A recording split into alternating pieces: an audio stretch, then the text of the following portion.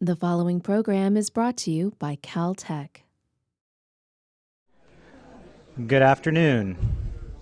I'm pleased to present. We have three speakers in this session, and I'm going to introduce them now in reverse order that they're going to speak, so that you won't have to see me again until they're done. Stephen Lowe is a professor of the Computing and Mathematical Sciences and Electrical Engineering Department at Caltech. Before that, he was with the AT&T Bell Laboratories in Murray Hill, New Jersey, and the University of Melbourne, Australia. He was a co-recipient of the IEEE Best Paper Award in 2007 and 1997 and the 1996 R&D 100 Award. He was a member of the Networking and Information Technology Technical Advisory Group for the U.S. President's Council of Advisors on Science and Technology. His bachelor's is from Cornell and his PhD from Berkeley, both in electrical engineering. We are also fortunate to have Professor Mani Chandi. He was the Simon Ramo Professor and Deputy Chair of Engineering and Applied Sciences at Caltech. His bachelor's is from the Indian Institute of Technology, Madras, and his PhD is from MIT in electrical engineering. He was a professor at the University of Texas at Austin from 1970 to 1987 and has been at Caltech since then. He's a member of the U.S. National Academy of Engineering and has received several awards. He also does research on distributed systems and systems that detect events in the environment and respond to them. He works on the applications dealing with earthquakes, radiation detection, healthcare, and the smart grid. And then first up, David Trolley holds an MBA in Strategic Management for the Peter F. Drucker and Masatoshi Ito Graduate School of Management from Claremont, and has a PhD in Geophysics from the University of California at Berkeley and his bachelor's in Physics from USC. He's in the Power and Sensor Systems section at GPL and is the manager for an advanced metering infrastructure process with the LA Department of Water and Power. Previously, Dr. Trolley was in the Strategic Systems Technology Office, responsible for infusion of advanced technologies into projects, and was manager of JPL's Targeted Commercialization Office. He's been with JPL since 1986, and starting as a postdoc fellow of the National Science Foundation. He's well published in the fields of geophysics, satellite technology, technology risk management, and complex systems engineering in the smart grid. And I'm pleased to present the three speakers and welcome you.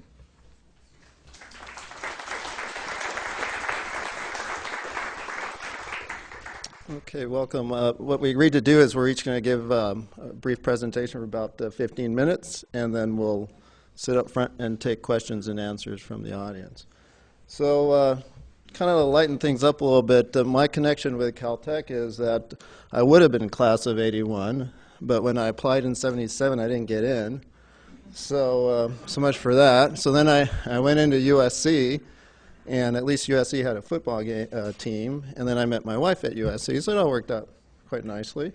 I went on to Berkeley, and I was in the seismology group up there at the Lawrence Berkeley Lab, and this was the time in the early 80s where the three lead institutions in looking at seismic waveform data for looking at earth structure tomography were MIT, Caltech, and Berkeley. So back then, I collaborated with Caltech again. So that's my connection with this campus. Other than, of course, while I didn't get in 77, I've been an employee since 86. So that works. Ultimately, I think that's probably better, unless you can have both. I love the topic that we're going to explore in the next hour and a half. If most of you were at the dinner last night when Professor Arnold correctly pointed to the energy problem as one of the biggest challenges that we have right now, not only in the world, but certainly as a country. And we have to do something about it. There's no doubt. The other thing that is involved with that, when I go to DOE meetings or technology symposium in Washington, D.C. and stuff, it really, I remember the days of being in business school in the early 90s when the mantra that Harvard and others were pushing forward were that it didn't matter where your labor force was, it didn't matter where your manufacturing capability was. If it was all overseas, that's fine, so long as you're a U.S. corporation with headquarters in the United States. That led to a lot of paper valuation. At the same time, of Wall Street and all that. At the same time, we lost a lot of capabilities. I remember when I was a kid, the best TVs in the world were American made. The best cars were American made. I remember driving by steel factories. We don't have any of that right now. Okay? We're trying to resuscitate a manufacturing capability in batteries with a fraction of the money that other countries are spending. Okay? So we have leadership in innovation, leadership in venture capital investment, but we just don't have that capability of building stuff. Okay? And we need that because the biggest challenge in the world right now is energy and the economics around that. Now, I was at a utilities meeting earlier this week in D.C., and there was a gentleman, I believe he was an economist, who suggested, and rightly so, I guess, that energy is an economic good. Okay, it's a metric of how well you're doing as a country, as a society. And he puts out that image that you guys have probably seen. It's a composite of the Earth with the lights at night. And you see LA and Chicago and New York and Rio de Janeiro and Buenos Aires and all that, and Asia and all this. Okay, so yes, it is an economic good. But in the case of the United States, at what cost? Okay? When you don't have the raw materials of your economic good, okay, or you have to go fight for them, okay, that doesn't put you in a very competitive position. Okay? So we need to do something about that. Renewable energy offers us that capability. There are some things that we still have the capacity to be the leads in. What Professor Haley yesterday talked about in fuel cells, that's one area. Okay? Batteries, we might be able to do something about batteries and lithium-ion and other chemistries if we continue to develop some nominal manufacturing capability in the United States. Okay? But the challenge now is around decreasing our dependence on foreign raw materials. And it is known that not known, but postulated that by 2050, petroleum will still be around in 2050. Coal will still be around in 2050. So we're not talking realistically about displacing what we're used to now in terms of our energy sources, but starting to wean ourselves away from that and develop a capability that we can nurture and prosper within the United States. So that brings us to the topic of this panel, the issue of renewables. We have incredible resources in wind and solar. We're just going to talk about those two today, but of course there's others that apply to that model. And how do we bring those online? And so that brings us to the topic of the smart grid.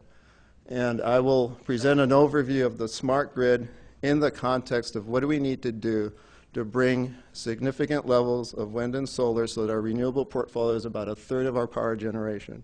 Okay? And all the engineering and technical and business and economic and regulatory and policy issues that are involved to make that happen so that we can rely more and more on our own raw resources for energy and rely less on having to go wherever we go, and at what cost. Okay? What is the cost of gasoline when you fill your car? Is it $4 a gallon? No.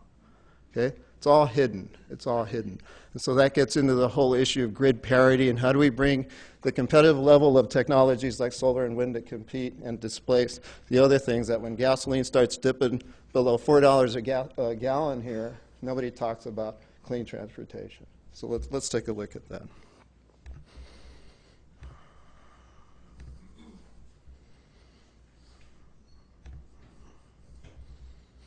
Okay, so we'll talk about the smart grid in terms of enabling the integration of renewable energy resources.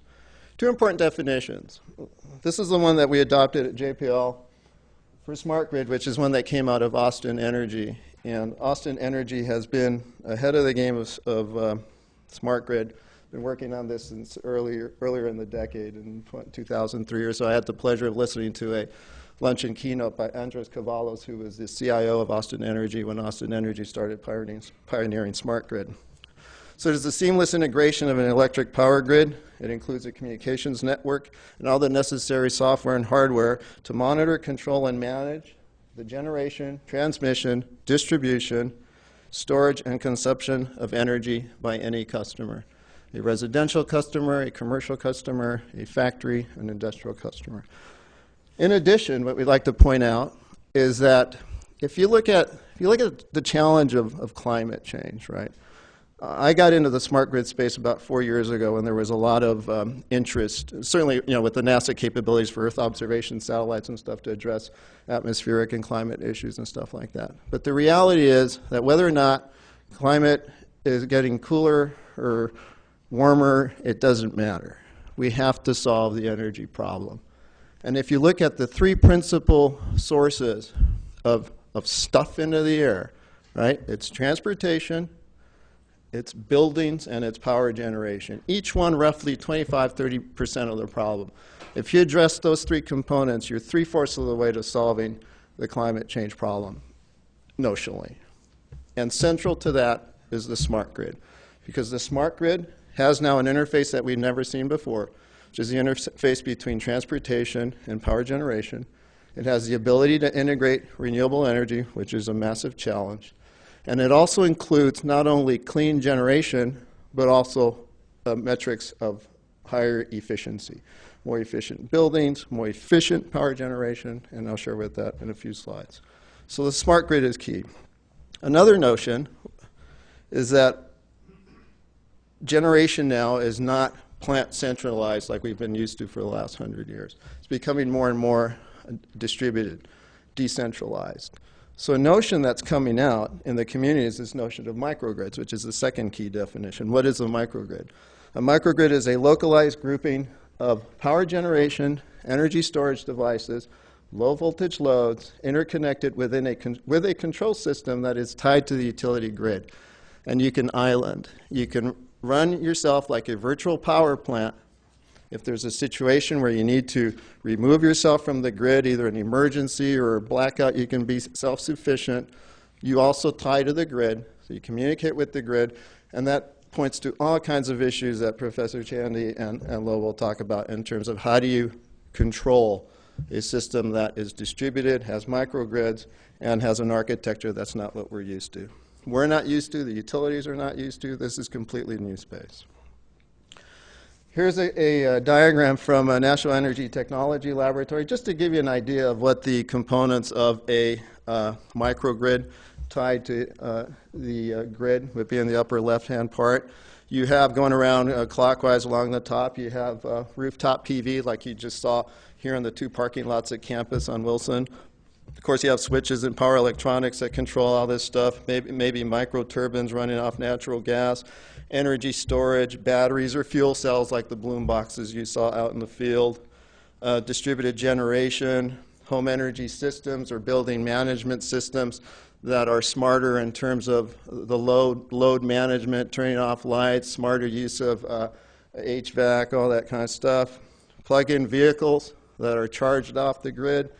Like I remember at a lecture in Nate Lewis years ago, he said if you're plugging in your electric vehicle to the grid and charging it off power that's coming from a coal-fired plant, you haven't solved anything. And so you have to look at this notion of wells to wheels. You got to look at the whole system from beginning to end. You don't just want to translate the problem into somebody else's backyard. I think ground-based PV. So those are the components along here. Other things that we're looking at that have a lot of impact on how this pans out.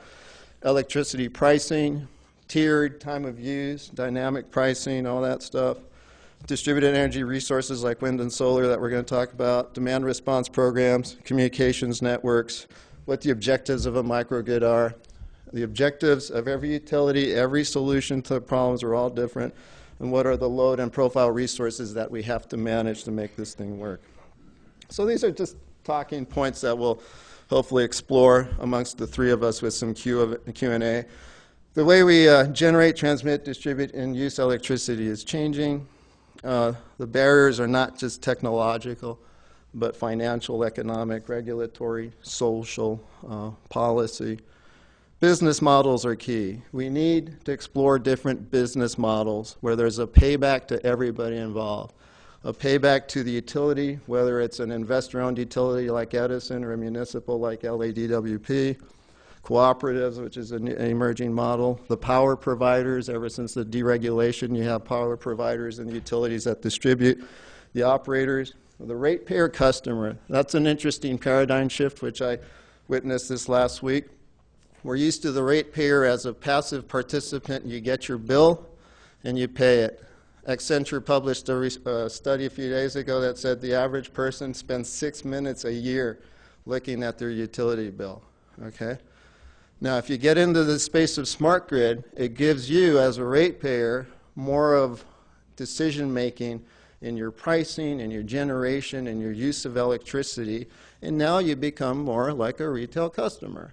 Okay? So you're not just a ratepayer, you're a customer. And you're looking at bundled services, and you're looking at a portfolio of how your energy gets to you and what you want to do with it. And that's an interesting paradigm shift. Reaching grid parity. That means that wind and solar as investments, and huge capital investments, have to be as competitive. They have to be competitive to get into the marketplace, even when gasoline is $4 a gallon.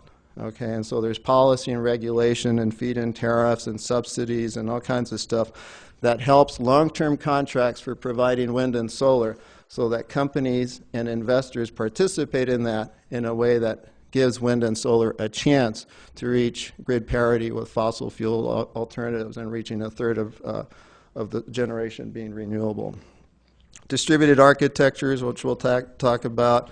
You have plant scale or substation-tied renewables along with rooftop systems, photovoltaics, micro turbines. So the architecture is shifting from the historic architecture of utilities. Energy storage, which was talked about in the fuel cell lecture yesterday afternoon. Not only as backup power, this is the key, but energy storage is, and I think Professor Lowe is going to talk about some of this stuff, it is key to maintaining power quality when a third of your generation is intermittent and uncertain, which is the topic of the panel. So again, storage, that's a key message. It's not just backup power. Okay, you need to use it to condition your power, because your power is going to be all over the place when you're generating in an intermittent, dynamic, uncertain way. And the thing with storage, batteries, fuel cells, other alternatives, they're very costly right now. And so we need to start getting these things in the field and generating a market so the economies of scale kick in and these things become competitive. Communications and control technologies are key because the smart grid is very dynamic. It's constantly changing. The loads are changing. The supply is changing. And how do we develop smart schemes? Caltech is working on aspects of this. Plug-in vehicles. Okay, they're disruptive.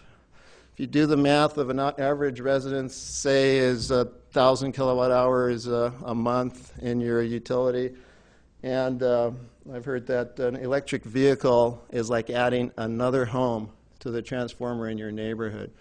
Okay, and so if communities are early adopters of electric vehicles, this causes a problem in the stability of the grid. And there are people that are talking about aggregated electric vehicles that could form a storage capability or feedback to the utility. Yes, that's possible. I think that's a little bit far off. First, let's see how we do tying some electric vehicles into the grid. So these are things that are going on. Distribution automation. At the substation level, how do you get the power where it's needed in the most optimized way?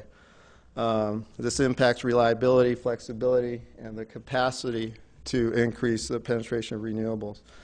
AMI, advanced metering. If you guys are Edison customers or others, you probably might have had your meters swapped out. There's a business case for that. I don't want to talk about AMI right now, but people are talking about using the communications infrastructure of AMI, the advanced meters, to do aspects of distribution automation, but those are two separate issues when you look at latency, bandwidth, reliability, and even security. I mean, one's tied directly to your substation level distribution. Meters are exactly that. They're generally revenue meters that are looking at the load and how you're responding to peak reduction and consumption reductions at the request of the utility or the system operator. Microgrids, which we'll talk about, it's a kind of an interesting architecture for distributed generation, be it solar, wind, or combined heat and power systems. Natural gas. Natural gas is becoming a bigger and bigger player, and I think it's part of a transition strategy to enable more and more distributed generation. And so maybe we'll talk about that in the Q&A. Co-production of electricity and hydrogen, that was talked about yesterday, in combined heat and power systems and fuel cells, where you can also generate hydrogen and store it, maybe use it for transportation. And my last graphic will show you how else we can use that scheme to condition the power from intermittent resources. And then lastly, these were all recommendations that we made to the California Energy Commission after a nine-month study that JPL led for them. The benefit of all these technologies will be realized through a well-thought-out progression of demonstration, pilot programs, and rollouts to see how this stuff works in the field and to learn. You know, I really love what Nate said yesterday, that, you know, when the DOE asked him if you were going to succeed, he said, no, I'm going to fail once, twice, 3 times, 4 times, but I'll get it right the 5th time, something to that effect. We got to get stuff in the field, because that's the only way that we're going to understand how this stuff works. And through that, we'll build the capacity and then start looking at the economies of scale, which will get this stuff in the market through a market-driven system. So in our study, these are just some of the things that the state's energy policy have been looking at. 33% RPS by 2020, 20% of that supplied by biopower, biomass resources, 3,000 new rooftop, grid-tied rooftop PV, just like the stuff on the parking lots here tied to the grid. Reduction in overall consumption, reduction in the overall, I would say, integral of your energy use, not just the peak. Over 4 gigawatts of combined heat and power. That's where natural gas and biomass are players there. Demand response programs that reduce the peak by 5%. Electricity peak demand reductions of about 4 gigawatts by 2013, that's new term. Net zero construction, these are efficient buildings that put back to the grid over the course of a year as much as they've taken out. And you do that with self-generation and storage. And again, bringing back our greenhouse gas emissions levels to 1990. What we did here, this is not intended for, I mean, anybody wants to talk to me about this, it's not intended to be read, because I can't even read it here. So, and then the only way we could read it was printed in a 20-foot piece of paper. But this is the roadmap that we did for the Energy Commission. And what we pointed out is that all these goals over here are nested, because biopower resources are part of renewable generation. And solar is part of renewable generation, and depending how you do your combined heat and power and all this kind of stuff. So we put this structure in place. This is the supply side, generation side of the roadmap. We have microgrids, distributed generation in there, and this is the efficiency side. And that was one of the messages, that the paradigm now is that we need to look at not only how we generate power, but how we use it. And we have to be smarter about generation and smarter about use. And so I can talk to you about this some other time. And finally, this is the graphic that this is a system where the chart up there, the line is basically the power you're putting into the grid. The blue is what you're generating with a wind system, or it could be solar system or whatever. When you're generating more than is needed to supply, you use that in this scheme to run an electrolyzer that makes hydrogen for you. You take that hydrogen and you store it. So now in situations here where your wind is generating less than what you need, then you run this load following or PEM fuel cell here to make up the shortfall from the wind. At the same time, you have a plant scale fuel cell system here that's providing base load to kind of reduce the size of those peaks, you know, by providing direct power to the smart grid and having a system here that is providing hydrogen to do load following, to take advantage of the extra power that you had and provide a smoother delivery of power along the line. These are the kinds of systems that we need to look at, and all the controls and communications and everything that goes into making something like this successfully integrated into the smart grid. So I'll stop there. And then Manny will load up your slide. So while he's setting up, I've been a professor at Caltech since 1987, and I taught at UT Austin from 1970. And I teach a class here from 2:30 to 4 on Tuesdays and Thursdays. And one thing I've learned from my Caltech experience is that it's easier to stay awake if you're talking than if you're listening. So I'm sure you remember that from your experience here. You probably worked all night, got to class at 12, barely awake, and then here's this lecturer talking away. So the trick is to not talk. So what I learned is I cannot lecture because if I do, I'll be lecturing to a completely somnolent group. So what we do is we have conversations. And what I'm going to do is bring you back to the time that you were at Caltech and have a conversation with you.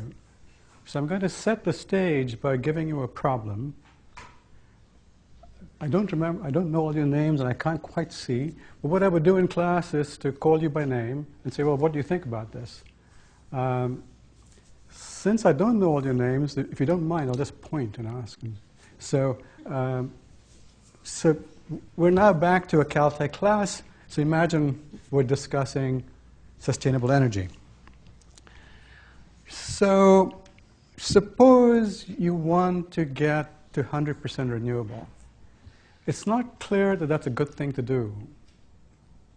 But suppose you did. What do we need to do to get us there? So that's the framework for today's problem set. And that's where we'll start the next 10 minutes or so. Now look at this picture. So this is a picture of energy in California. Actually, this is a picture for energy for Southern California Edison. So the x-axis here is a 24-hour period. So each point here is 1 hour from midnight to midnight.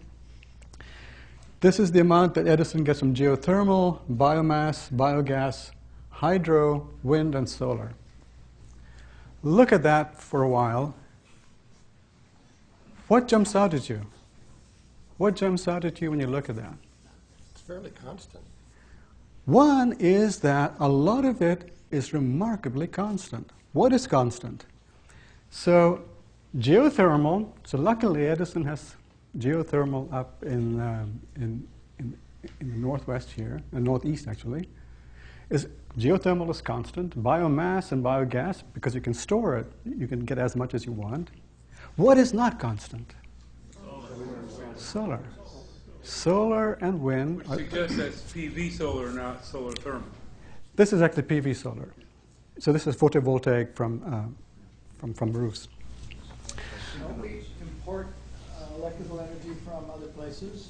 Yes, we do.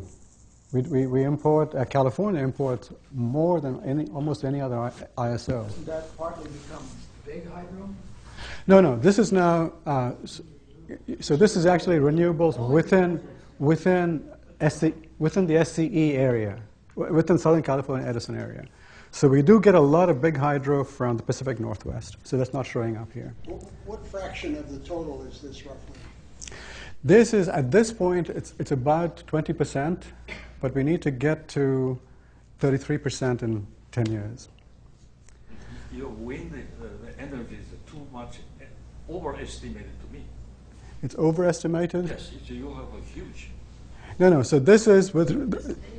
It's real data. This is real data, but for one utility. So it's going to vary a lot from utility to utility.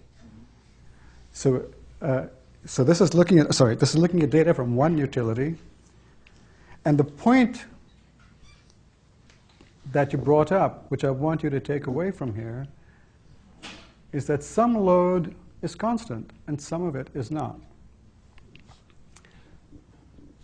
Here is the top picture here, the graph, is for solar. Again, the x-axis is time for a full day from 1 to 24. And the y-axis is the amount of energy. So this is for 31 days in December here in California. So actually, I think closer to the beach, if I remember right. So each line here represents 1 day in that month. So there are 31 lines. That's for solar, and that's for about the same location for wind, 31 lines. Well, what jumps out at you here? A lot of variation. And two kinds of variation. So if you look at this day here, there was variation compared to the average, but the sun shone and then it went down. So the variation was over the daylight hours. But if you look at this day here, there's probably fog. The fog lifted, energy shot up, fog comes in, energy goes down again. Oh, I'll just use my hand. It's like, I guess I'm exercising that. So, well, the other part of the picture is the investment that's going in is in solar and wind, so we're moving towards a more variable supply, right? So I wish I could teach you guys.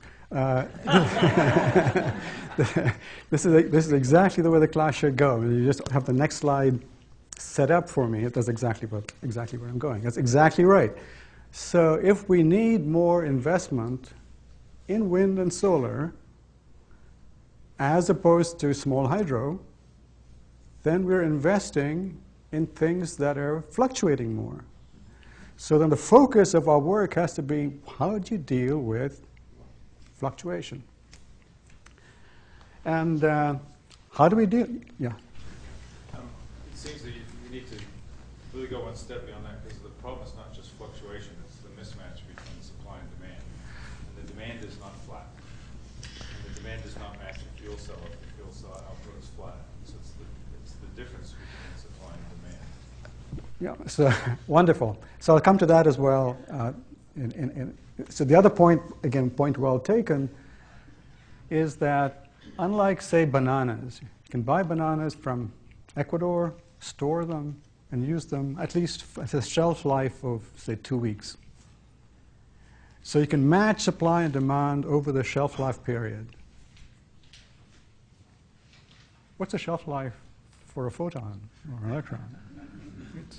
It's 0. So you've got to match supply and demand at every instant, well, because we can't store today.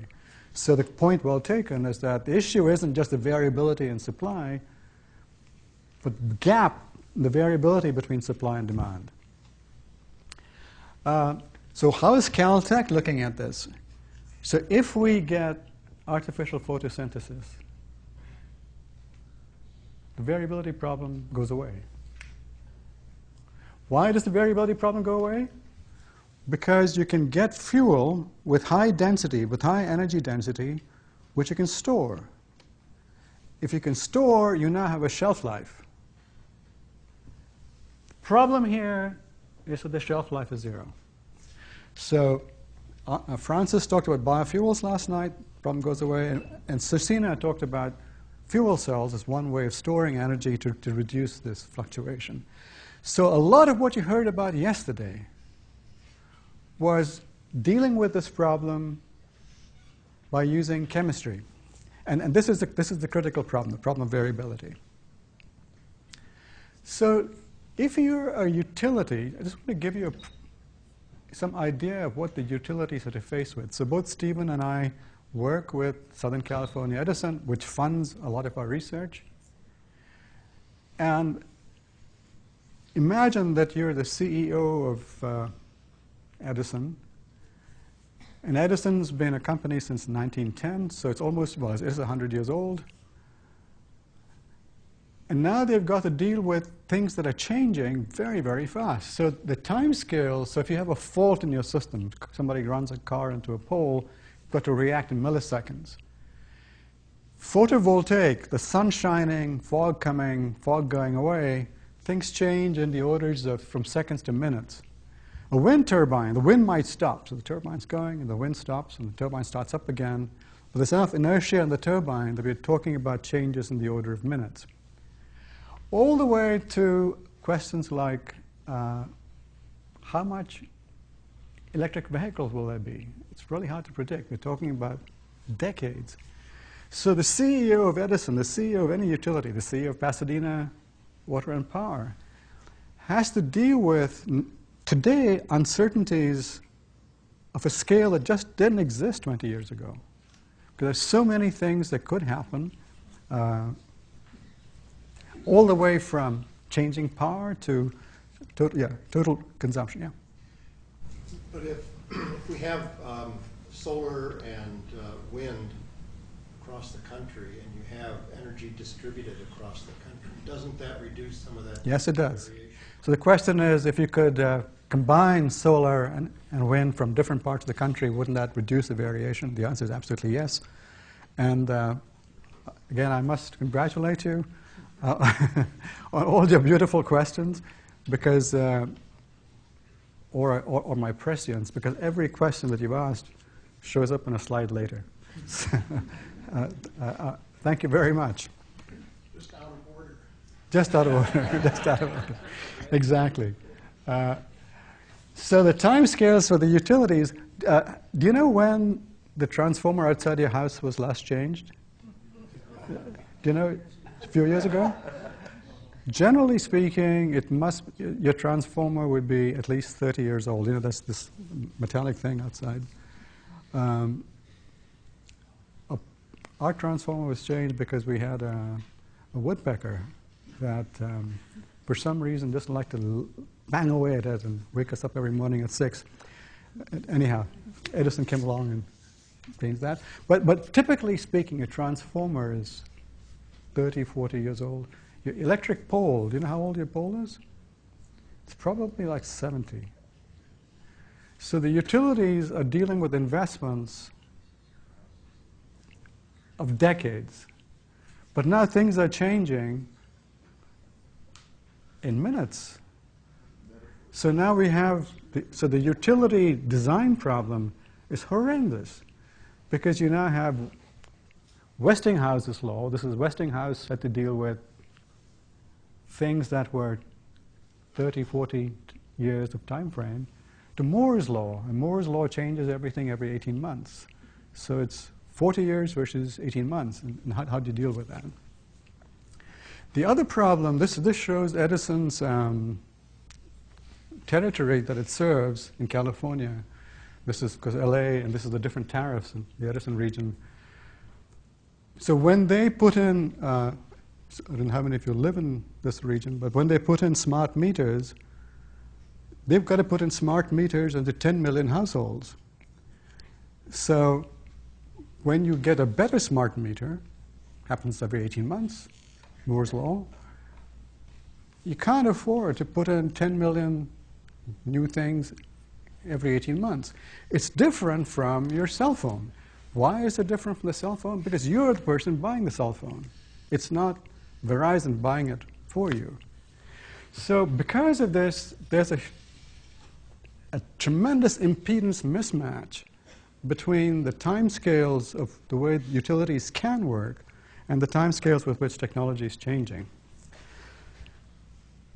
So challenges. So these are the points that I forget who brought up.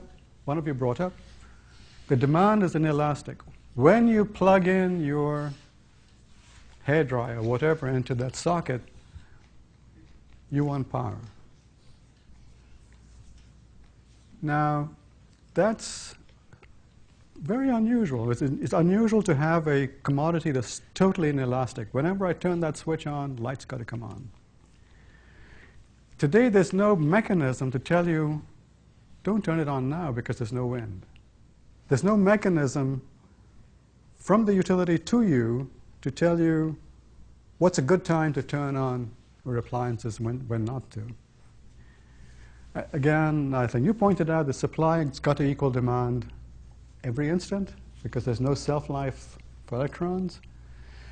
And most of our devices, most of our appliances are designed to work in a very narrow range. If they work outside this range, the warranty goes off.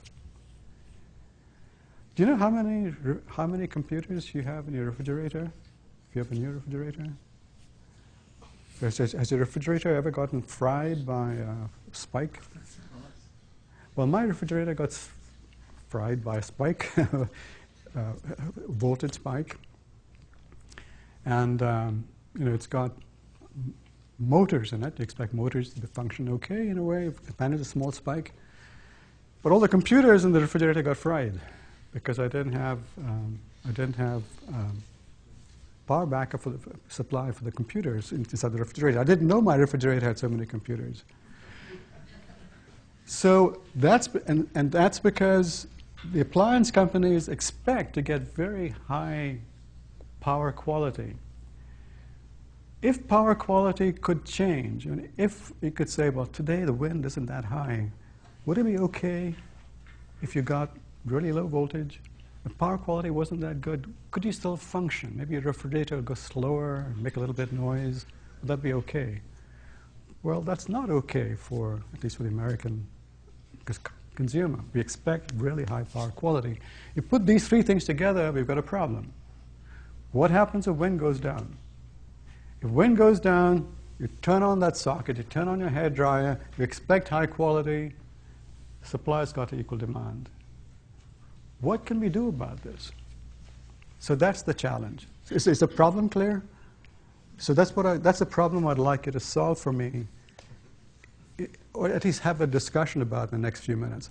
So, but is the problem clear, right? What can we do? Yes?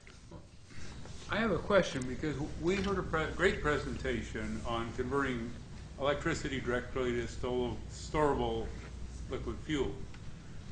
I heard no discussion at all of solar thermal of any of the various varieties that turned it into a heated liquid that can be stored and therefore can create an solar electric field that can generate constant power.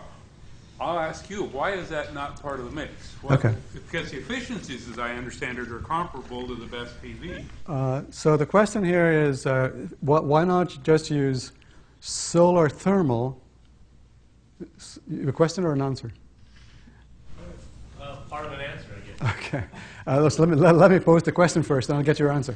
Why not have solar thermal? So you have solar mirrors, and you heat salt, for example, something that can store a lot of heat energy. It's got a lot of inertia. The salt gets hot. It generates steam for a boiler to run. You get energy. It's got enough inertia that you don't have the problem of fog coming over and everything dropping. So why? So apparently, in yesterday's conversation and today's, you haven't heard very much about. Put in big tanks that can generate 24 hours a day. So there is some of that, but what was your comment? Well, my comment is that it is part of the mix. There's been quite a few large solar thermal power plants that have been permitted in California in the last couple of years. Some of them are under construction. Some of them use storage. Others don't. Some of them use water storage. Others use molten salt storage.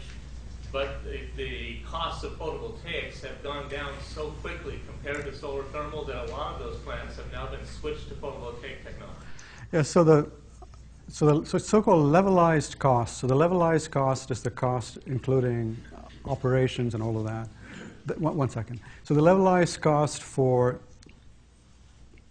it's hard to get the exact numbers, but roughly speaking, the levelized cost for thermal is at least 1.5 times the levelized cost of photovoltaic. That's part one.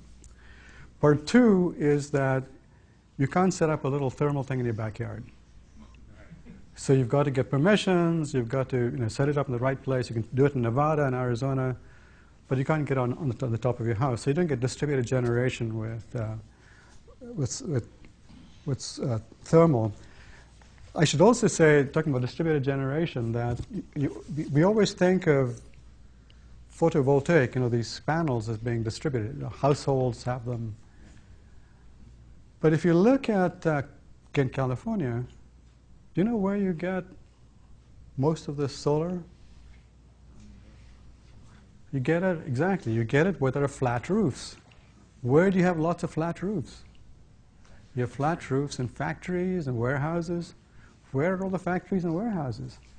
They're up in the east. So if you go towards Ontario, if you fly over Ontario, you'll see lots of these warehouses, and these warehouses carry solar. So is solar really, really distributed? Not there. it's concentrated because that's where you have a concentration of flat roofs. So there are issues of distribution as well for photovoltaic as well as for thermal. Well, I'll come to that. Use the impedance mismatch terminology. Maybe an approach is a residential size fuel cell at the house as the impedance matching device for the resident. So good point. So the question again gets back to the issue of storage, is to have some sort of small-scale storage mechanism within the house. So for example, if you had an electric vehicle, then that could play part of that. But again, the question becomes, what's the cost of doing that? So one more question for you. So this is, again, the wind for the 24-hour period. X-axis is time. Y-axis is the amount of wind energy. Suppose we said, this is the average. We're going to use like 1/2 the average, or 1/3 the average. So any line above this, we're just going to spill the wind. We're just going to waste it. What's the quality you'd get over here? What's the quality of power if you said, I'm only going to use so much? Well, the quality of power, now, when would you get a brownout? You get a brownout if this line goes, the wind line goes below this. So on this blue day, there wasn't enough wind this time. This green day, there wasn't enough wind there. But even if you're willing to accept only a small part of the wind, power quality will be very, very low because of the variability. So how to get to 100% renewable? I'm just going to skip the slide in the interests of time. We talked about storage. One mechanism for storage is pumped hydro. So you can pump water up a dam when there's power and let it flow down when you need the power. So Stephen did some work on what to do with Catalina Island. So Catalina Island, as you know, is a conservation. And one of the ways you can deal with, so right now they're on diesel. They want to get off diesel. To get off diesel and to use wind on Catalina, you need storage. One way of storing is to use pumped hydro because they actually have a dam in Catalina with storage on top. Demand power when it's available. So this is sometimes called demand response. If there was a signal to you saying, please don't turn on your dishwasher now, the question then is, what should that signal be? One way of thinking about this is that the signal is a price. If you're now paying 11 megawatts, 11 cents per kilowatt hour is now suddenly going to 20, and somehow you have a very clever system that adjusts all of that. For most people, so done experiments in the Pacific Northwest and everywhere else, most people, most reasonably well-off people in the middle class, just don't pay any attention to it. Because your bill isn't that high. I mean, it doesn't make that much difference to you. So the signal has got to be something like, please be a little greener or something. It can't be purely price sensitive, yeah. Well, if the washing machines, the dishwashers, this questionnaire use of electricity did not turn on when there was this need to conserve energy. And had it said, like telling you that, in turn, if you turn it on, for other people who have it running may continue. So that already would conclude. So let me ask you this. Let me take a poll of the audience. This is something SCE can do. Would you let the utility do what you just suggested? So I'm the utility. Would you let me control your air conditioner? No, not the air conditioner.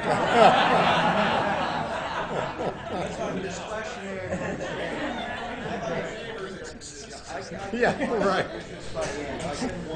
Okay. I can even try it by hanging it out. Right. You don't have those same options with air Right. conditioning other than go to a movie theater, for instance. Right, You right, may right. also do that. Right, okay, so let me rephrase the question, though. If I may just rephrase the question, how many of you would be willing to have your dishwasher controlled, at least to this level of control by the utility? In return for a lower... We don't have one. in return for a rebate, yeah. Yes. Most of us have had that. Yes, they do. In Nevada, they can raise it 5 degrees. That's right. They do control it now. Yeah, so the question, though, is going beyond that. If you look at, I don't want to get too sidetracked. If you look at the uptake for this rebate, the number of people who can sign on for this, the uptake is relatively low. And if you go on from that to things like dishwashers, the uptake might be even lower. It's not clear. There are two issues. For air conditioning, there's just comfort.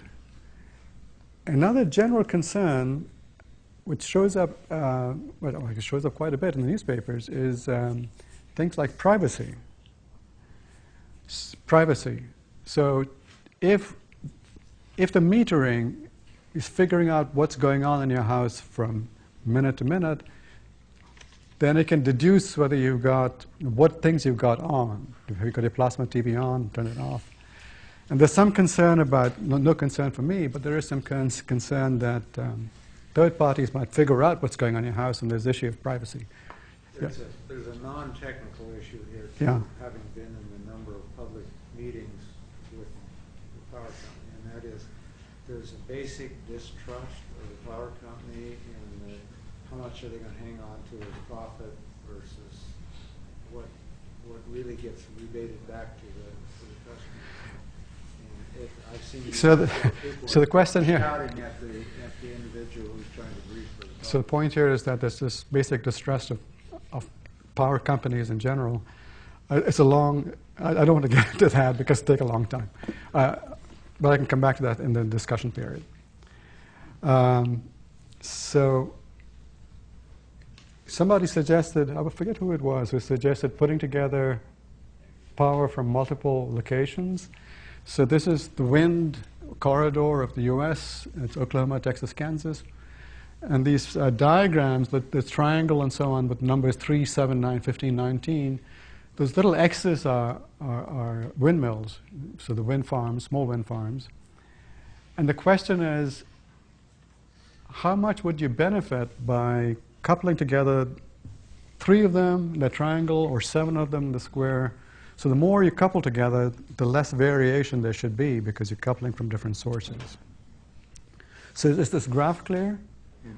Now, of course, if you couple all 19, you've got to pay a price. And what's the price? You've got to pay the price for transmission lines to join them all up together. So what do you think, how valuable do you think this joining these different wind farms together would be in terms of reducing the fluctuation? So somebody's saying this. Sorry? There's a cost. There's a cost and there's a benefit, but how much reduction in fluctuation? At least half. Well, it's an interesting thing. This is, again, sort of the wind corridor of the south of the U.S. Just look at this graph for a second, and it's slightly tricky here. So down here is the percentage of hours in a year, and on the y-axis is the amount of kilowatts generated. So let's just look at the one side, the blue line, the blue curve. So the blue curve says that 10% of the time you're generating 1,500 kilowatts. And down here, about 15% of the time you're generating nothing. There's just no wind on that windmill. Now the green one is combining 7 sites. And we're looking at the average for these 7. So what happens at the top is that the power drops. So why would the power drop? Well, because the blue one was the best one in terms of total wind. When you average the blue with something else, power drops because you're using some that have less capacity. So the average, it drops, but what's good about it? What's good about it is that if you only wanted 300 kilowatts, you could get that 70% of the time if you joined the windmills, and you get it for a much lower fraction of the time. Sorry. You get it a much lower fraction of the time if you didn't. So there is a benefit of putting them together, but the benefit now is to say, I don't want all of it. I want only a fraction of it. And I can keep that fraction longer by joining things. And of course, you've got to pay, as you pointed out, the price for transmission. One last question, and then I'll stop. What to do when supply fluctuates? So here is from this is the California ISO. This is a last homework problem. And then we'll stop here. So this red curve is the, I don't know which month of the year this was, but the red curve is the power consumption. So this is the power that's demanded by consumers. The red is the actual one. There's a little dotted line here, which is the forecasted one. And you can see the forecast is really quite close to the actual one. This is the green line up on top is the total amount of non-wind capacity. This is from coal and natural gas that's available. It's not necessarily being used. Suppose the wind varied over the day according to this band, this blue band. The wind is somewhere between here. Now the problem is, if I'm looking at the wind tomorrow, I just don't know how much wind I'm going to have. But suppose the wind turns out to be somewhere in this band. So here, it's providing more wind than the load. So what's going to happen now is the wind is going to be spilled. We just can't use it. Here, the wind is a lot less than the load, so the remainder between the red line and whatever the wind is has to be provided through conventional means, gas, coal, or whatever. Again, the problem is, for tomorrow, when I look at tomorrow's market, I have no idea what this is going to be. What should I do? Help me as a... You have zero storage in the system. So, point number one. Point number one is we have zero storage in the system. Yeah, so you add storage. Clearly. So what would storage do? Storage would help me not spill this. So I could take this over, keep it, and use it later. What else should I do? What else should I do? When do I get a brownout? I get a brownout when that red curve goes above my supply.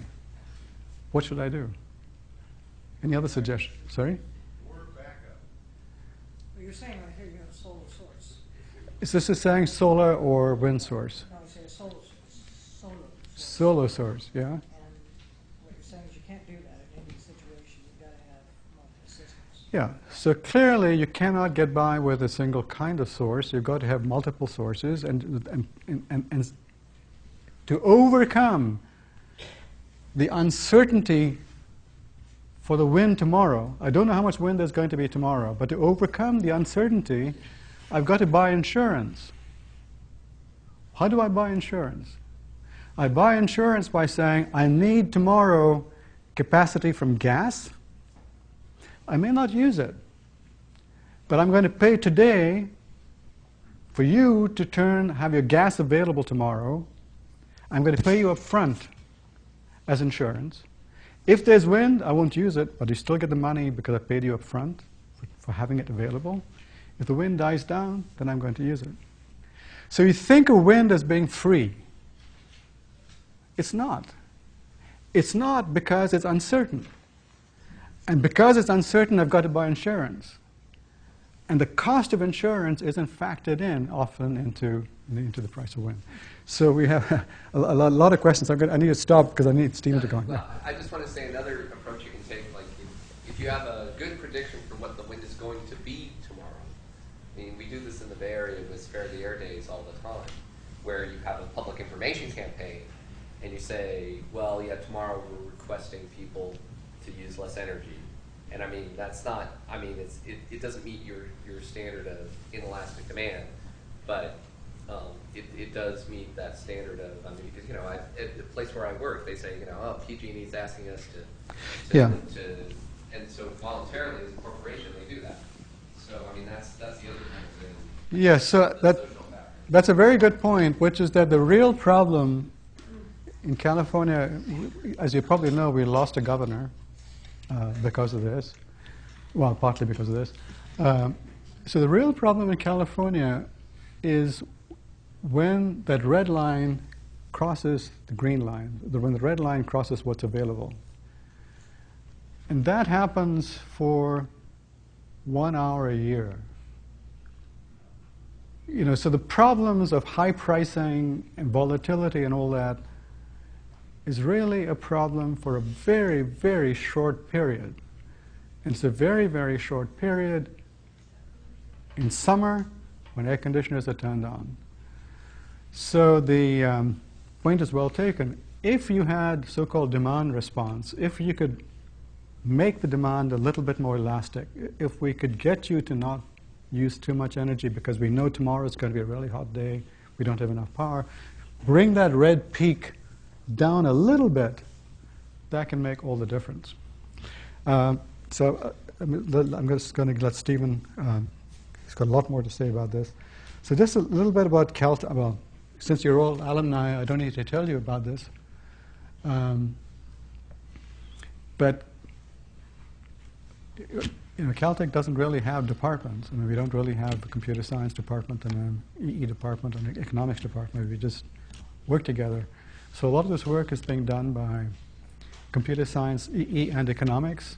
There's a group called SIZZLE, Social Information Sciences Lab, funded initially by the Moore Foundation, that does a lot of this work. And the wonderful thing about Caltech is that we don't have departments. We just don't have these walls that separate disciplines.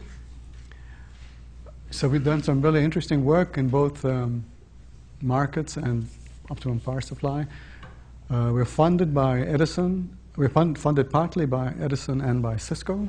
We're also now working with a couple of other companies, as well as by the government.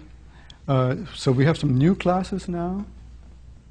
A class being taught next term by a professor from economics, Don Ledyard, on electric power markets. So the class didn't exist last year. So this is, again, part of how Caltech is responding to sort of these changing needs, or responding to what alumni is saying. So, Stephen? Okay. All right, thanks. So Dave talked about smart grid, all different overview, all different aspects of smart grid from engineering to economics to policy, and many zooms in on the renewables, or the potentials and challenges. So I'm going to continue the thread and tell you a little bit about, actually, how much time? What's the time now? You have 25 minutes. Oh, okay. So I'll continue the thread and tell you a little bit about some of the research at Caltech that tries to manage the uncertainty of renewables that many talked about through better and new control strategies, so that we can have, indeed, large-scale integration of renewables in the future. All right, so hopefully we'll have as many questions that Manny has and discussions. So there are many trends, but two trends are particularly important for us. One is that renewable, the building and deployment of renewable is exploding worldwide. So there are lots of different statistics that shows that. And they're driven by sustainability, both in terms of demand and in terms of emission. And governments around the world, and say different states, have renewable targets that they want to meet between now and, say, 5 years, 10 years, and so on. So in California, we've heard before that by 2020, we want to have 1/3 of the energy comes from, the consumption comes from renewable energies. And there are investments, real investments around the world, say in China, in Europe, in the US, that really build renewable capacities and deployments and so on. So for example, in 2009, all the new generation capacities in the US and Europe, more than half of the new generation capacity was in renewables. And in developing world, the developing world already has more than half of the world's renewable generation capacities. So a lot of activity is going on.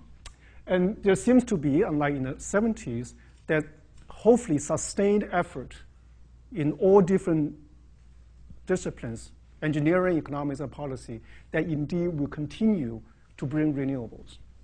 So that's one big trend, and as many talked about, that there are huge challenges in integrating renewables with the grid.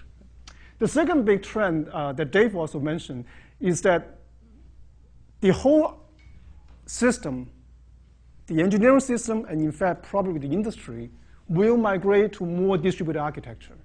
So we'll see some of that in a moment. But there are two very important driving forces that by going to a much more distributed architecture, we can increase the efficiency by 2 to 3 times. And that's important. As Dave and many mentioned, the generation is a big part of it. And also, by going with a more distributed generation, for example, the need for new transmission and distribution capacity is reduced. So if we want to build big plants, say big wind farms or solar farms, they will be far away from the load centers. And therefore, we need additional transmission capacities to bring them to the load. But if you look at, say, the last 30 years, in the US, there's consistent underinvestment in transmission capacity in the last several decades. So every year, there's a decrease of more than 100 million per year investment in transmission capacity. And that's due to very good structural reasons. Maybe some of you can think of why is that the case. It's not an easy thing to do. Those structural reasons will continue, and therefore, most likely, we will have underinvestment in transmission capacity.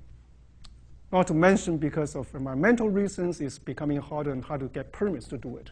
But just the financial, the economics of it makes it very difficult to have overcapacity in transmission or distribution. And that's also going to drive the distributed generation as well. Questions? Okay, so just a few numbers to drive this. If you look at the world power demand, all energy demand, not just electricity, but all energy demand, there's about 16 terawatt. If you look at potential harvestable wind on land, there's 5 times. If you look at solar, it's more than 20 times. So there's more than enough energy in the nature. It's up to us to capture it, transmit it, distribute, and manage it. And that's difficult. But that's exactly the kind of research Caltech wants to do, that there's a huge barrier, but if we can overcome the barrier, the reward can be huge. Yes? If I remember right, yesterday we saw a very different number for wind power. So, right. And I'm not an expert on that, indeed, and I don't know which numbers are more reliable. But indeed, there are different numbers depending on different assumptions. I think 2 orders of magnitude difference, I would say it also depends on the scientists that you talk to. Indeed, there are scientists that they will favor much more solar, for example, and their numbers is a lot lower in wind, and vice versa. So the numbers that I quote, indeed, is from one source. And again, I don't know. I think it depends on a lot of assumptions, say the height at which you harvest the winds and solar. He is at Stanford. So he has been proposing that indeed we can have 100% renewables with wind, solar, and wave. Now, I think... This is worldwide, not the US. Right. This is worldwide, yes. Yeah. But indeed, all those numbers, both for wind and for solar, depending on which study you see, they can be quite different. But I think almost everyone will agree that there is enough in the nature. But the challenge is how do we capture that and transmit it and manage it? But whether it's 5 times, 2 times, or 20 times, hopefully over time we will have more and more certain answers. So there was another question.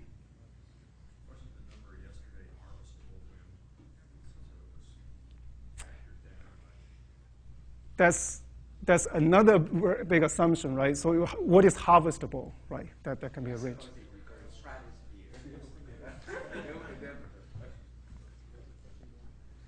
There was another, yes. On your previous slide, you suggested that microgrids would improve generation efficiency by 2 to 3 times. What on earth do you mean by that? By combined heat and power. Efficiency of generation will triple? So the next slide. So if we look at it, this is the generation. This is for US. Right now, it's about 67%, about 70% from the fossil fuel. Nuclear is 22%, renewable is 11%, including hydro. So the hope is that the renewable, this percentage will grow over time, not just counting on hydro. If we look at the conversion, we lose almost 2/3, just converting primary energy to electricity. If we can combine heat and power, for example, then that can increase the efficiency from, say, 1/3 to between 60 or 90%. The transmission loss is actually really small compared with conversion loss. Most of the conversion loss is just heat. Not only do you have to dispose of heat, you waste heat, so you waste primary energy in the form of heat. You also need to work to get rid of the heat. So yes. Maybe unrelated, but you may have heard of this, that in California at least, around 20% of the energy is used for water. So should water be figured into this to optimize? I mean, the number of co-locations, many countries have co-located power and water. Right. And in Europe, for example, there are a lot more opportunity, perhaps in the northern Europe, of combined heat and power in the colder areas. But Caltech, I believe we have a 10 megawatt gas generator, and then there's a 2 megawatt steam generator that will use the exhaust from the gas generation to generate 2 megawatts of electricity. So that's another case where we can improve the efficiency here. So this is where the current large centralized generation plant efficiency numbers. So the second driver is if you look at Denmark, for example, which is an example where that hopefully the US and many places around the world will be going through. So 20, 30 years ago, there are about a dozen large centralized generation plants, like in the US. But nowadays, 100 of small combined heat and power generations. Now, Denmark has also an advantage where the population is much more evenly distributed. So that allows such an architecture. But there are driving forces, strong driving forces, as we mentioned before, that indeed will drive the architecture to be a lot more distributed. So how do we control, right? So the control that we have to think about will be driven by two things. One is we need to be able to accommodate renewables, the uncertainty of renewables. The second is the environment is a lot more distributed than we have today. So what are the challenges driven by these two trends? One is that because of the uncertainty, we have to have real-time feedback control. If there's no uncertainty, if we can predict, we can schedule. And that's roughly the main control strategy of today. We don't control much demand. Anyone can turn on and off machines, but we can schedule supply. So as Manny showed earlier, the aggregate demand can be predicted very accurately a day in advance, say a few percentage error. And therefore, we have complete control on the supply, and we can schedule them. So there's a day-ahead market where you do such scheduling of supply and demand. Then there's an hour-ahead market where you fine-tune, and there's a real-time market. And there's even final scale controls to make sure the voltage and the frequency remain in a very narrow band. So there's a whole elaborate market structure just because we don't have storage. We don't have large-scale, inexpensive storage. Right? Now, with more and more renewable, we'll lose control, our ability to control the supply. And therefore, it is important that we manage our demand much more effectively and much more actively than we do today. Right?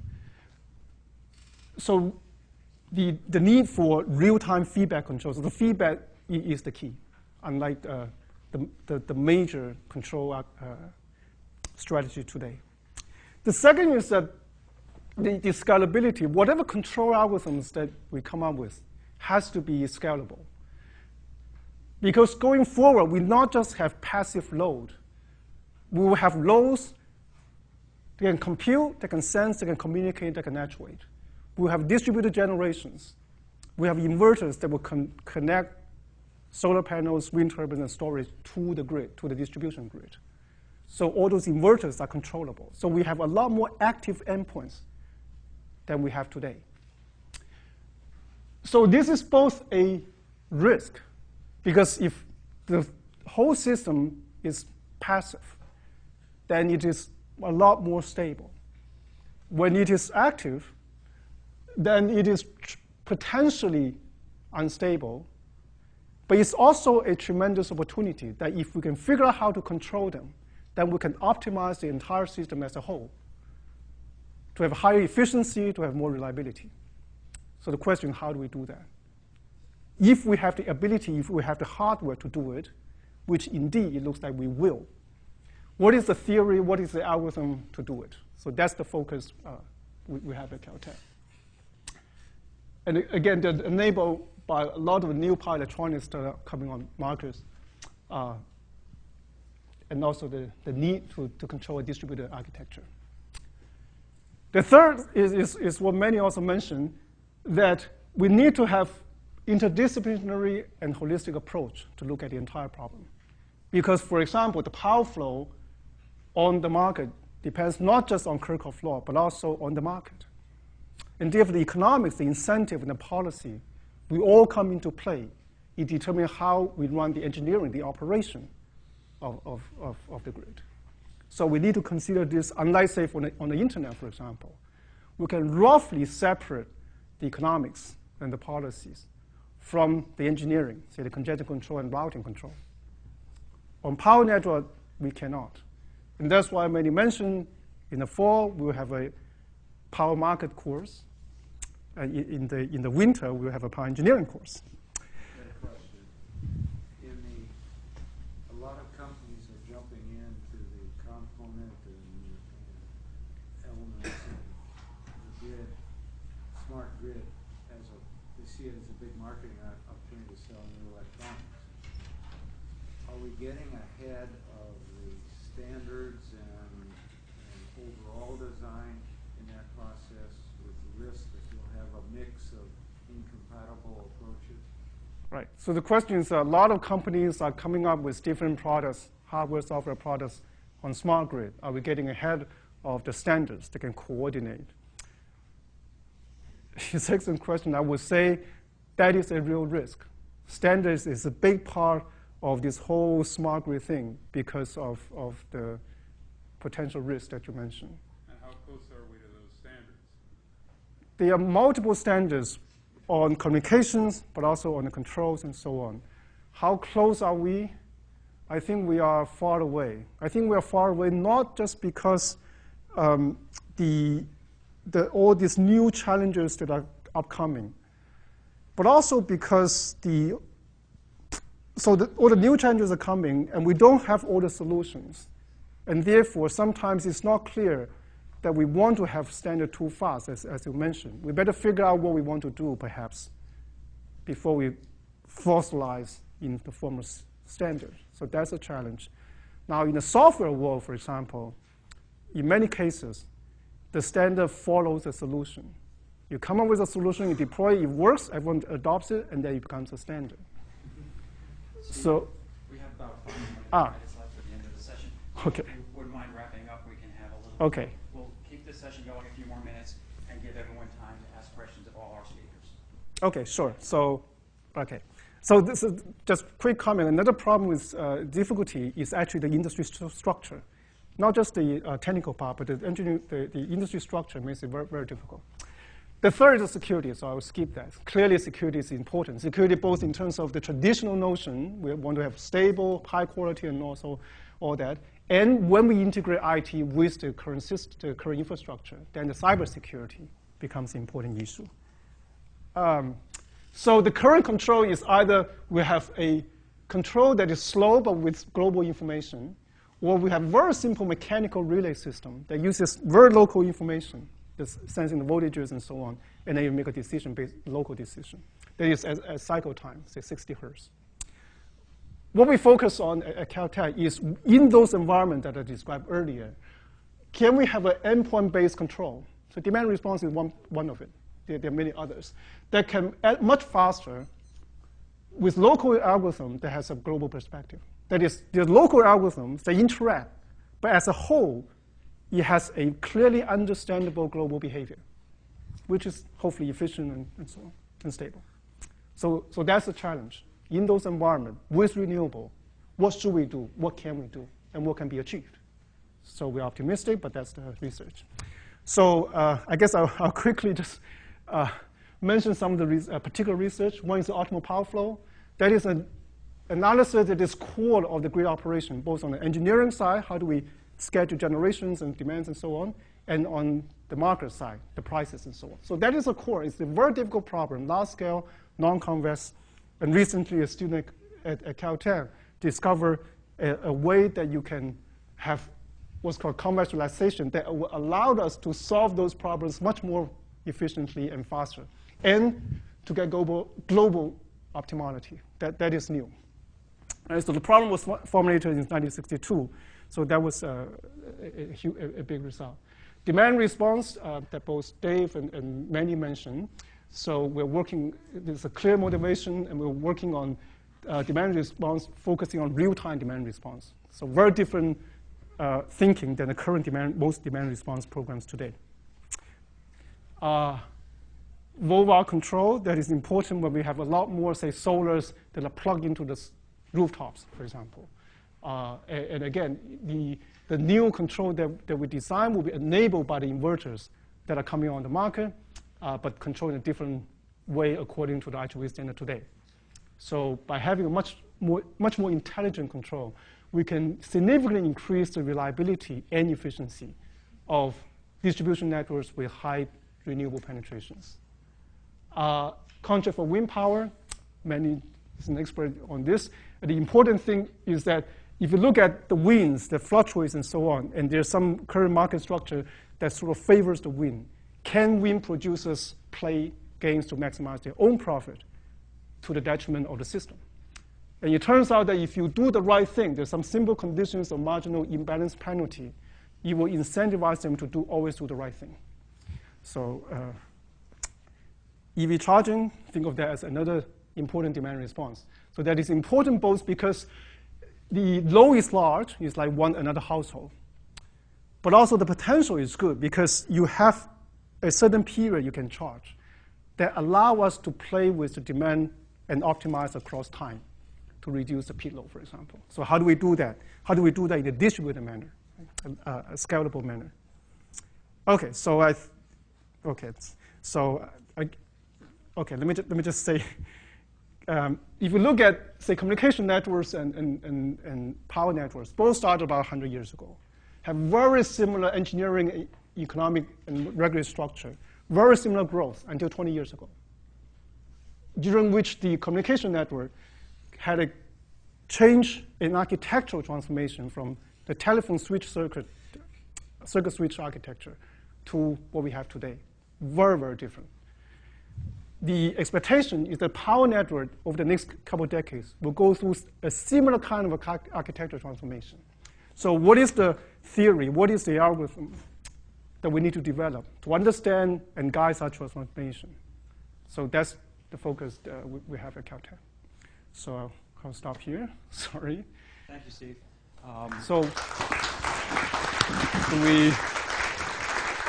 Thanks, David, Steve, and Manny. Please have a seat, and we'll take questions from the audience. Thank you. Right here.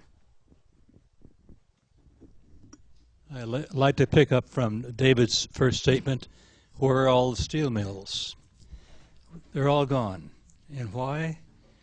The light switch mentality of most managements in America. We call it the quarterly report syndrome. This comes, I think, from a federal law of about 1916, but I don't think they anticipated what the result would be. And Wall Street evaluates companies based upon current earnings, making it very hard for American companies to invest in their future. It ends up with things like hostile takeovers, and next you know, the hostile takeover sells off the factories. Now the factories are less economical. Now in the U.S., generally speaking, companies are run first, public companies, for the shareholders, and somewhere down the line, the consumers and employees are given some thought. In Japan, where I've lived for a lot of years, the companies are run for the employees and the customers, and they give some thought to the shareholders way down the road. The result is they can invest in the long term. We know that Triniton was invented by someone at Stanford, developed by, commercialized by Sony. Tape recorders, item after item, that we have created, but we can't get the financing in such a way that the American companies can be economical, be successful.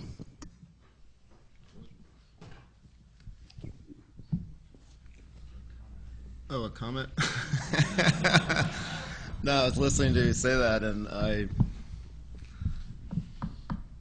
agree. I don't know. I don't know. I don't know what to say. I mean, I every time I go to Washington and go to a DOE summit, or I was at the ARPA-E Energy Summit last March. ARPA-E, modeled after DARPA, right? $400 million of stimulus money, finally, after it had been legislated after so many years, and they finally get money the first year of the Obama administration. $400 million that is supposed to help transform our energy technology. $400 million. How much is the rest of the world spending on energy research? Or, you know, you think orders of magnitude more. Nate yesterday, you know, great project, $120 million, the Energy Hub, the JCAP, right? All of a sudden, the rest of the world is investing in the same kind of technology, much more than we're putting in. It's just not part of the consciousness of this country. Okay, I mean, energy security. That is the name of the game. Okay, at that ARPA-E summit last March, they were showing slides of how much China is investing, or Europe, or any country, right? Oh, but the U.S. has the greatest amount of venture capital investment. We invest in technologies that have, like, gone abroad, right? I don't know what we're going to do. I really don't know. So, I mean, I agree with what you're saying. That's why, you know, encouraging U.S. manufacturing, you know, encouraging kids who study in this country to stay here, changing the policy so they can stay here, and contribute to the welfare of this country after they've been educated in this country, you know, and make it part of our consciousness. Because the security position of this country, I believe, will not be based on military power in decades ahead. We will be smoked on the energy economy front unless we do something about it. And so this project, $120 million for Nate, you got to keep doing that. It's more. You got to put more into that. And we have to protect that. We have to protect that intellectual property. And we have to change our policies and government mindset to make that very important. Next time you fill up your car with fuel, okay, think about what it took to get that fuel to your car. Gasoline's cheaper than orange juice and then milk? How can that be? Doesn't make sense. That's all I can say. Right? So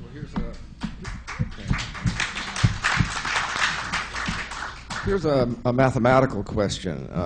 What about all these guys out there in their rusty trucks bouncing around on the freeways with signs on there about I'll unplug your sewer for you, roto-rooters in their cars, they're going to trim your hedges, they're going to do all this. There's 10 million, tens of millions of guys who are barely making it right now, with many millions out of work.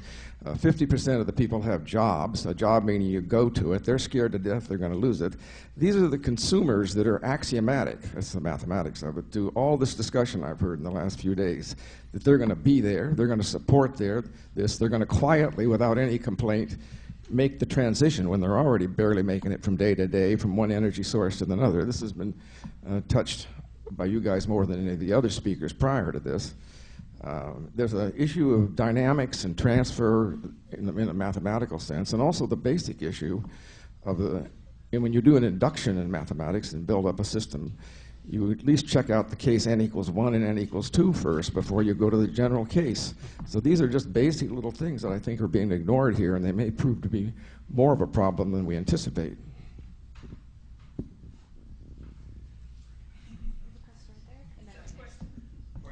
Yeah.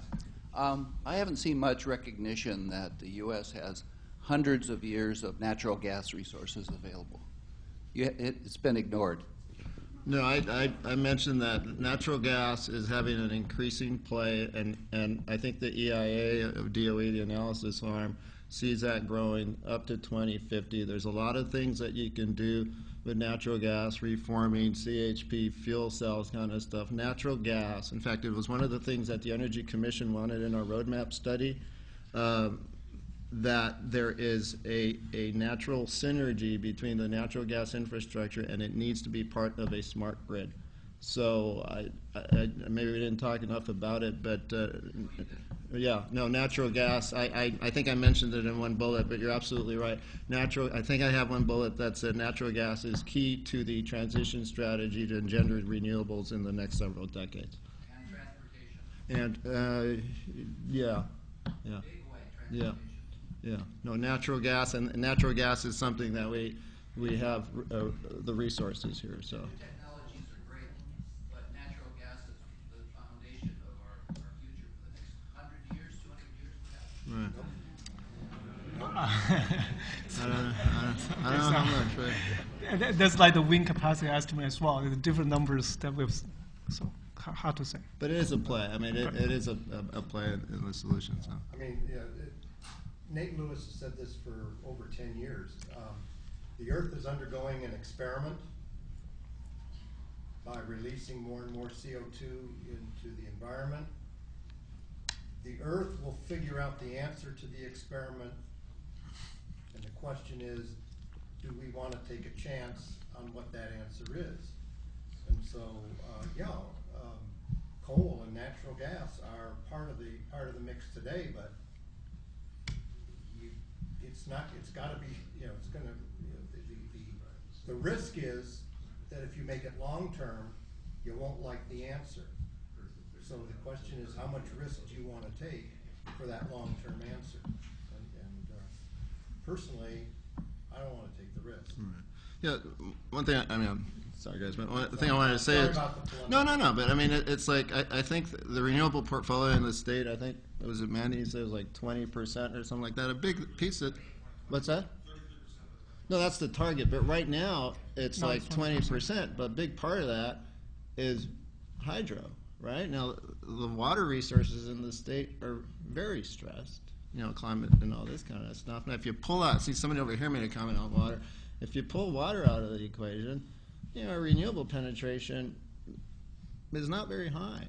And so, water is stressed. You have to pay attention to the energy-water, nexus. And so we're not as close as maybe some of the numbers. We're not really at 20, because 20 to 30 doesn't seem so bad. We're not really at 20 when you pull out water, at least in the Pacific part of the country and stuff. So. Okay, back up to the top on the left. Yeah, well, over the last 2 days, we had a lot of folks talking about, specific solutions, biofuels, photosynthesis, artificial photosynthesis. There was a lecture on using natural gas for transportation. And you guys have pointed out some of the characteristics of the smart grid as to what it has to be responsive to. Are we going any farther into the technical aspects of actually implementing a smart grid? I think there was a question to Mr. Lowe about what kind of standards are being developed for the control systems and the network and so forth. Is there anything going on that, or are we just totally adrift like we are on so much else? No, no, to be fair, there is a lot going on as far as standards go. There's standardization efforts of different kinds. So what's interesting now is that the players who want to participate in standardization are different from those, say, 5 years ago. So the obvious ones are the utilities, all the Edisons and so on, because they have to agree on what the smart meter is supposed to do, because the smart meter says. That's type 1. Now type 2, not too far down the road, is who is going to control the appliances, who's going to help you control the appliances in your home based on what the meters are telling them. So this is sort of tricky as far as standardization goes, because the participants who are interested in this include Google, Microsoft, IBM, all these people who would like to help you get all this information from your home and help you control what's going on. But now there's a standard between the smart meter, which is making the measurements, for the first time outside the utility. So outside the utility to a third party, let's say, for example, Google, which then, so that standard has to be fixed as well. And then there's a standard for actually controlling all these appliances. So there's a Zigbee alliance. I mean, there are many of these alliances going on, but the potential market is huge. So the number of interested participants is large. So the standards bodies, as you might imagine, you get all these players together. But to be fair, the government, including NIST, what does NIST stand for, is actually working at this, and it takes them some time to. Yeah, it's going to be a big problem, but you can start with controlling the appliances. Yeah. And the things in a house, and the smart meter, and maybe neighborhood distribution. But you've got to go up to the whole statewide grid and the interstate grid, and bringing on power plants. I know we have steam power plants now that are only brought on when demand is high enough. But, so there's this entire control structure, architecture that needs to be developed and integrated, and that's a big-ass job. It's a big job, but it is starting. There are a lot of activities. For example, these phase measurement units that are being deployed today, AMI is being deployed today. All these will help the control. So for example, today, the control is about on the order, say the wire control is on the order every 4 minutes or so. And if you look at why it's so slow, it's because mainly 3 reasons. One is the communication. That is, whatever you measure, we don't measure a lot, but whatever you measure, you need to send it to the centralized control center. So that's every few seconds. And we do have technology, communication technology, that can do much, much faster than that. And therefore, it's just a matter of investment and deployment to solve that communication problem. The second problem is computation. That is, once you get everything at the data at the center, you need to synchronize them, you need to do state estimation, you need to do simulation analysis, and a lot of them involves human in the loop, and therefore it's very slow. Now, you could have computing facilities that can speed that up by 1,000 times. Say Google's or Yahoo's, they conduct a couple billion real-time auctions every single day. So this is trivial. Again, it's not that we don't have the technology, it's a matter of investment and deployment. When we have those, then we will be able to monitor and control 1,000 faster than what we can do today. Then the third question is that we don't have the models and the theories and algorithms to actually do it. So that's the part a lot of academic research is doing. Okay, we've talked a lot about alternative energy sources, particularly solar and wind, which through policy and financial incentives we're trying to connect to the grid in large quantities. And these sources have what I would call positive volatility. That is, they're often there when you don't need them, and they go away when you'd like to have them. And we're looking at all of the things that we can do to cope with that. Have we considered the other possibility or the complementary possibility of deliberately adding additional loads to the grid which would have what might be described as negative volatility? That is, let's add some really big loads to the grid. For instance, massive reverse osmosis plants to make lots of fresh water that we could turn off when we want to, and thereby complement the volatility. And if we can afford to subsidize or preference by regulation the alternative energy sources that have positive volatility, we could presumably similarly subsidize and preferentially regulate loads with negative volatility to balance the whole thing. And that would seem to me more robust than trying to just solve the system by just making a really elaborate and potentially delicate control system. So in a way, what you propose is a extreme form of demand response. So today, for example, there are aluminum refinery firms that they will provide exactly that. That is, they will tell the market that I can reduce my demand by, say, 100 megawatt or 20 megawatt within, say, 5 minutes, whatever it is. And that's exactly what you propose. And they do that. And they sell this capability. So this capability has value. But you're suggesting let's do it in a much larger scale than it is today. Right. I think we just have time for one more question that's queued up with the mic. Actually, two more quick questions. This gentleman and this gentleman. Okay. Is this on? Yes, it's on. Can everyone hear me? So I think about that 1 hour per year where you have a gap between the demand and what's being produced, and instead of thinking about invasive conservation measures that involve giving up your sovereignty of your dishwasher and things like that. I know the USGBC, through some arbitrary estimate, thinks that buildings take up close to half of power generation in the United States, and that includes residential, commercial, and industrial. And so you can have efficient window panes and ground source heat pumps and smart HVAC systems that can reduce all that demand without invading people's lifestyles. And on the other hand, talking about the energy-water nexus, USGS estimates that 41% of fresh water withdrawals in the United States are dedicated to thermoelectric cooling. And so to the extent that we can switch from once-through cooling to closed-cycle cooling on power plants, also fallow, unproductive farmland, and switch from flood to drip irrigation, that's also going to significantly reduce the amount of power that's dedicated to pumping from the 4 major aqueducts that are coming over mountains into the Los Angeles area, for example. And so I'm interested in finding out,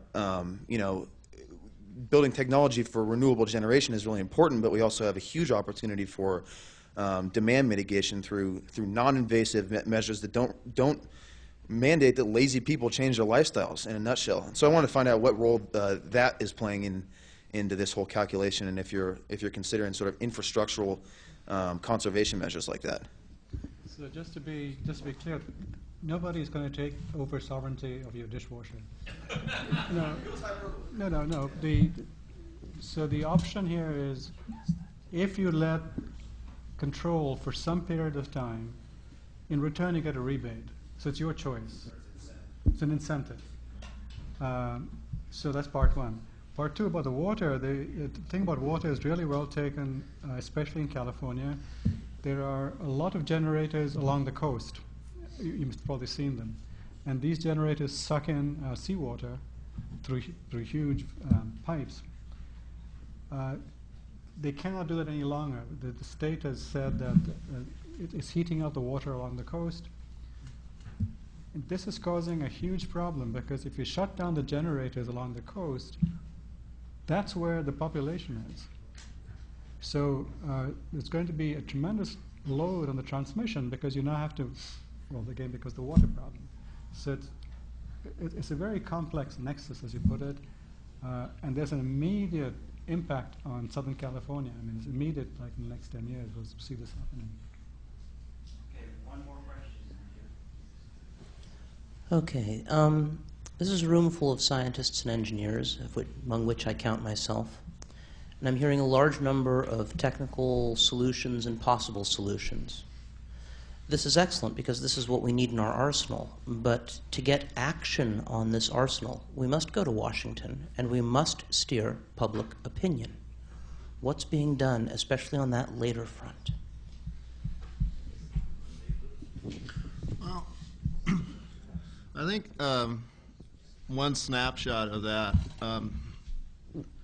over the last 3 or 4 months, things like privacy issues, which I think Manny brought up, skepticism of people, I think, what's this smart meter, is the utility? That's not what they're doing. Security issues, okay, there is a security issue. Then there was the RFI issue, the advanced meter that's like, emitting waves that are, I don't know. I mean, people that are worried about the wave emissions of a smart meter, which are nowhere near what you're doing to yourself when you put a smartphone to your head. And so there was a lot of talk at this Grid Week in D.C. The focus this week was really on the customer, on educating the customer. And I think the utilities have become much more sensitive to that in the last few months. And I really, it's a huge challenge bringing renewables online, but at the same time, I think a lot of the solutions are those that point to the ratepayer, now customer, to have more options. I mean, the risk management issue that Stephen mentioned is because energy now is a portfolio, and as a consumer, you have options. And if it were so dictated that somebody was going to turn off your dishwasher, at some point you might have the option to do some self-generation. And this is the issue of distributed generation through microgrids, and the flat roofs over in Ontario and stuff, and community solutions and demand aggregation programs and community storage projects and stuff. And so, and the utilities, my understanding, it's not that they're interested or not interested. Okay, it's just what is the impact? We need to understand what the impact of these distributed solutions are. But the utilities are certainly, from what I've seen, more sensitive to educating the customer, and that will likely percolate upward to more, government awareness and things like that to the benefit. But the real question that you have to ask yourself in all this stuff is, and it's an interesting question, and there's different answers. What is the business case for the smart grid? What is the business case for a smart meter? What is the value proposition of the smart grid to the consumer?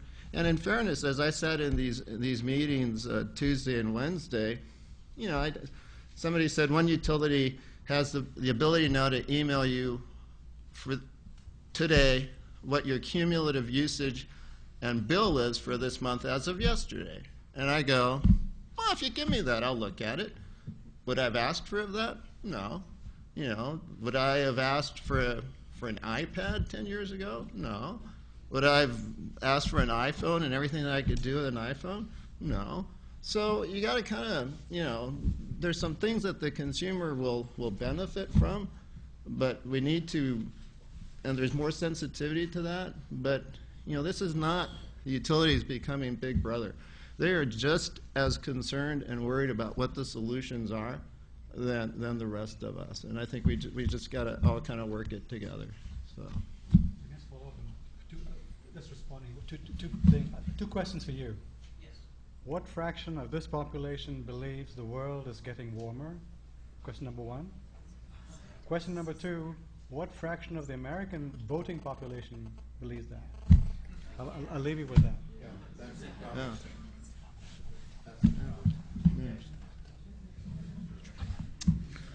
Could I ask one final question of Manny? Because we're heading down to San Diego this evening, and if I don't ask you this question, it's going to bug me the whole drive. Was it the woodpecker that ruined your refrigerator? No. Okay. Gentlemen, thank you. Thank you for the extra time. And